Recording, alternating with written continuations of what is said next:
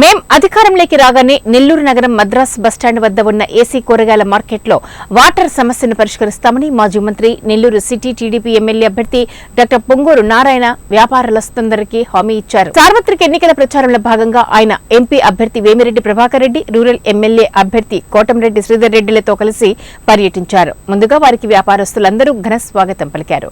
వేమిరెడ్డి ప్రభాకర్ రెడ్డి మాట్లాడుతూ మన ప్రభుత్వం రాగానే హోల్సేల్ వ్యాపారస్తులందరికీ బయట మార్కెట్ ఏర్పాటు చేయగలిగితే మంచిదవుతుందని తెలిపారు.